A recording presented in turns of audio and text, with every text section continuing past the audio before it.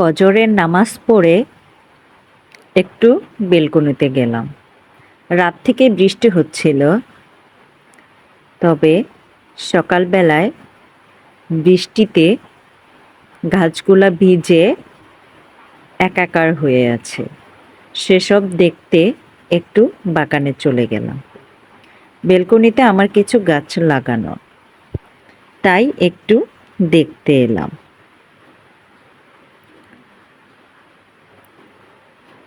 এরপর আমি মেয়েদের রুমটা গুছিয়ে নিচ্ছিলাম। মেয়েরা এখনো ঘুমে, বৃষ্টি হচ্ছে। বড় মেয়ে নামাজ পড়ে আবার ঘুমিয়ে গেছে। আমি টুকিটাকি কাজগুলা করছিলাম, তাই তোমাদের সাথে ভাবলাম একটু শেয়ার করি। আমার এই ব্লগটা তোমাদের কাছে কেমন লাগলো তা তোমরা কমেন্ট করে জানাবে। কেমন আছো তোমরা সবাই? আলহামদুলিল্লাহ, আমি ভালো আছি।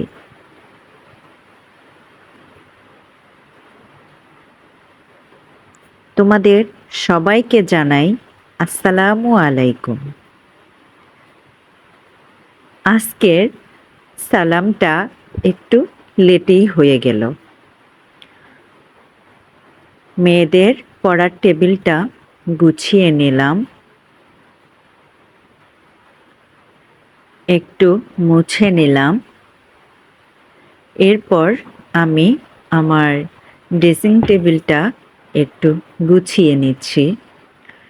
দেখা যায় বের হওয়ার সময় অনেক কিছুই এলোমেলো হয়ে যায়। আমি সকালবেলায় এসব করি, তাই আমি গুছিয়ে নিচ্ছিলাম। এই ছিল আমার আজকের ব্লগে। তো আমি সব কিছু সুন্দর মতো গুছিয়ে তুলছিলাম। হিজাবের পিনগুলা বক্সে তুলে রাখছি। সব কিছুই আস্তে আস্তে গুছিয়ে নিচ্ছি।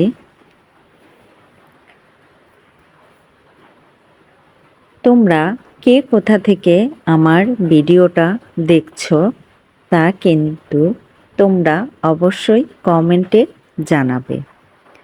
আমার এই ব্লগটা তোমাদের কাছে যদি একটু ভালো লেগে থাকে তাহলে একটা লাইক দিয়ে অন্যকে দেখার সুযোগ করে দেবে।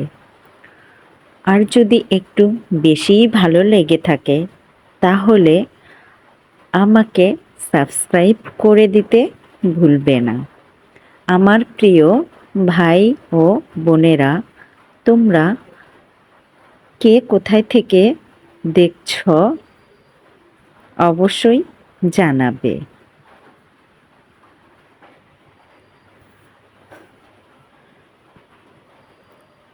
আমি আস্তে আস্তে করে সবগুলাই গুছিয়ে নিচ্ছিলাম।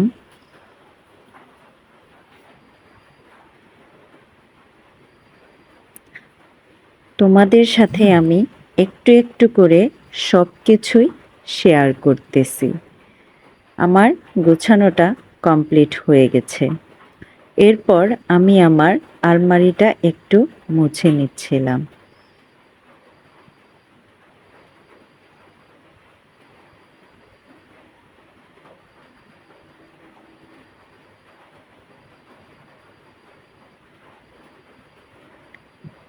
এখন আমি রুমটা সুন্দর মতো ঝাড় দিয়ে নেব। মেয়েরা সারাদিন থাকে, অনেক নোংরা করে রাখে, অনেক চুল পড়ে থাকে, কাগজ সব কিছুই রাখে। সারাদিন আমি নিজেও গুছাতে পারি না। তার কারণ হলো আমি তোমাদের সাথে এতটুকু ভিডিও যে শেয়ার করি, সকাল 10টা কি 11টার পর্যন্ত আমি সকালের নাস্তাটা শেষ করেই রান্নাটা কমপ্লিট করে ফেলি দুপুরের। কারণ আমি সারাটা দিন বাসায় থাকি না। আমারও একটা কাজের জায়গা আছে, তা হলো আমি ধরতে পারো আমি একজন বিউটিশিয়ান। তো আমি আমার পার্লারে সারাটা দিন সময় দিই। এর জন্য আর কি সারাদিন বাসায় আর কোনো কাজ করতে পারি না। সন্ধ্যায় বাসায় ফিরি, তখন দেখা যায় নিজেরও একটু ক্লান্তি লাগে। তারপরে মেয়েদের হালকা পাতলা নাস্তা বানিয়ে দেই, রান্না করি। তাই আর কোনো ভিডিও করা হয় না রাতেরটুকু। আমি প্রতিদিন আমার সকালের ভিডিওটাই তোমাদের সাথে শেয়ার করি। এরপর আমি আমার ডাইনিংটা গুছিয়ে নিচ্ছি। আমি খুব সামান্য একজন মানুষ, ধরতে পারো তেমন কোনো কিছু নেই, সিম্পল মানুষ। যতটুকু আমার আছে ততটুকুই আমি গুছিয়ে রাখার চেষ্টা করি এবং ততটুকুই আমি তোমাদেরকে দেখানোর চেষ্টা করি, এতটুকুই। ইনশাল্লাহ তোমরা সবাই আমার পাশে থাকবে, আমাকে একটু সবাই সাপোর্ট করবে।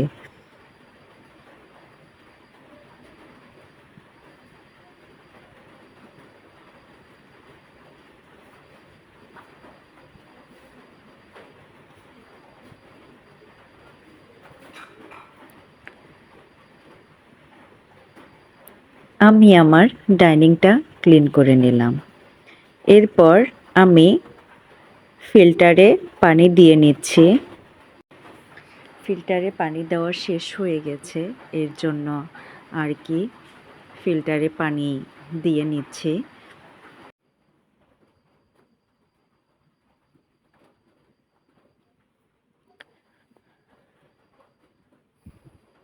ডাইনিং রুমটাও ঝাড় দিয়ে নিচ্ছি।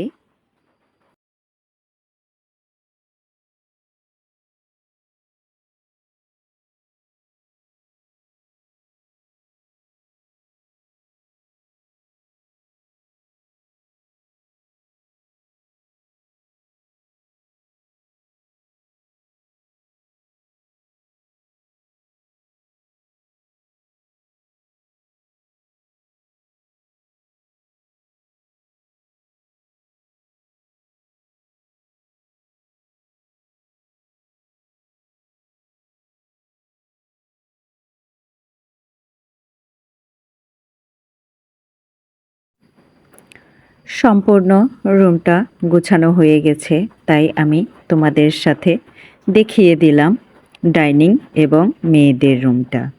তবে আমার রুমটা এখনও গোছানো হয়নি, তোমাদের সাথে এতটুক দেখিয়ে দিলাম।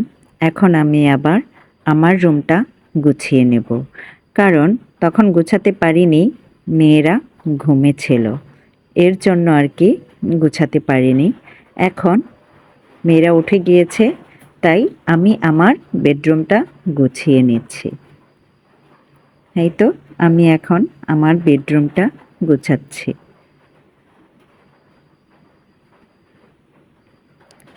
বেডরুমটা গোছানো হয়ে গেলে আমি রান্নাটা করে নেব। আজকে রান্না করেছি পটল ভাজি, পুঁই শাক ভাজি এবং মুরগি। এই ছিল আমার দুপুরের রান্নায়। আমার এই ব্লগটা তোমাদের কাছে কেমন লাগলো তা অবশ্যই তোমরা জানাবে। পুরো রুমটা গোছানোর পরেও আমি তোমাদের সাথে একটু শেয়ার করে নিলাম। আমি সবজিগুলা কেটে নিচ্ছি, পটল ভাজি করব, এর জন্য পটলগুলা কেটে নিচ্ছি, পেঁয়াজ মরিচও কেটে নিয়েছি। মাংস রান্নাতে আলু দিব, তাই আলুগুলাও আমি কেটে নিচ্ছি।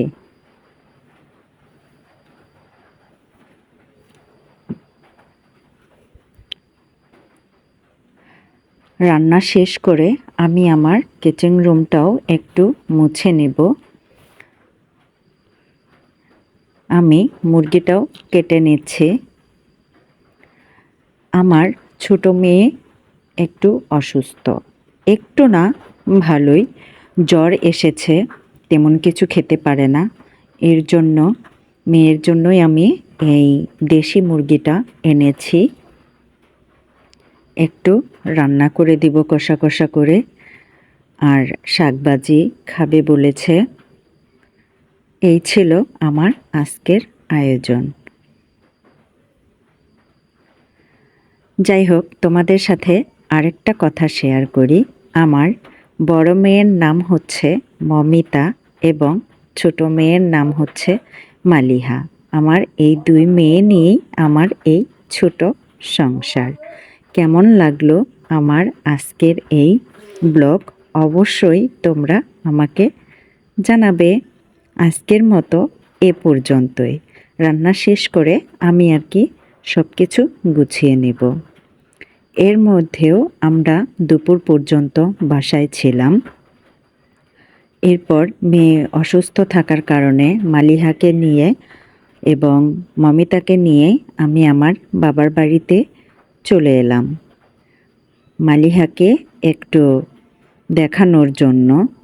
যাই হোক, আজকের মতো এ পর্যন্তই। সবাই দোয়া করবে আমার জন্য এবং আমার মেয়েদের জন্য।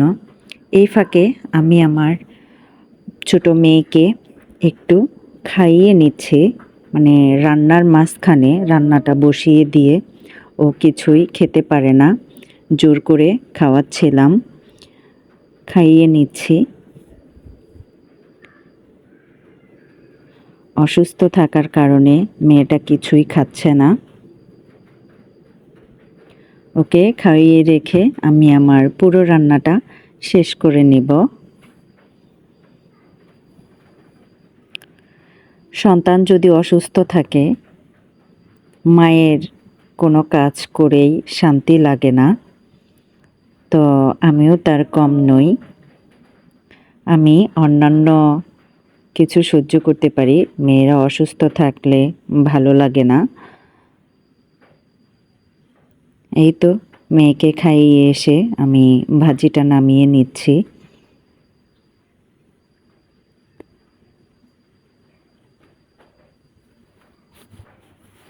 যাক, আর বেশি কথা বলবো না। তো তোমরা আমার পাশে থেকো সব সময়। ভালো থাকবে তোমরা সবাই। সবাইকে জানাই আসসালামু আলাইকুম। আল্লাহ হাফেজ।